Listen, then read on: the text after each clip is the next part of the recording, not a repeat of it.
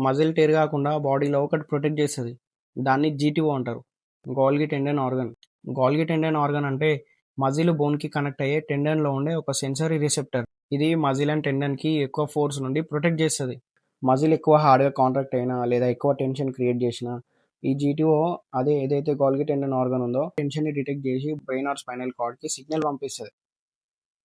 అప్పుడు బాడీ ఆ మజిల్‌ని రిలాక్స్ చేస్తది. టేర్ అవ్వకుండా, ఇంజ్యూరీ రాకుండా ప్రొటెక్ట్ చేస్తది.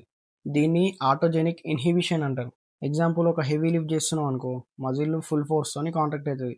అప్పుడు జీటీఓ టెండన్‌లో ఉన్న ఎక్కువ టెన్షన్‌ని సెన్స్ చేసి మజిల్‌కి రిలాక్స్ అవ్వు అని చెప్పి సిగ్నల్ పంపిస్తది. అందుకే కొన్నిసార్లు హెవీ లిఫ్ట్ చేస్తున్నప్పుడు బాడీ సడెన్‌గా గివ్ అప్ అయిపోయినట్టు అనిపిస్తది కదా!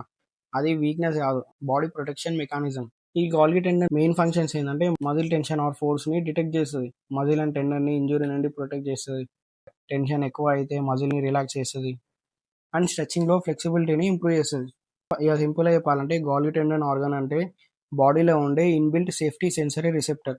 టెన్షన్ ఎక్కువ అయితే మజిల్‌ని ఆటోమేటిక్‌గా రిలాక్స్ చేస్తది. కంటెంట్ నచ్చితే ఫాలో అవుతుంది.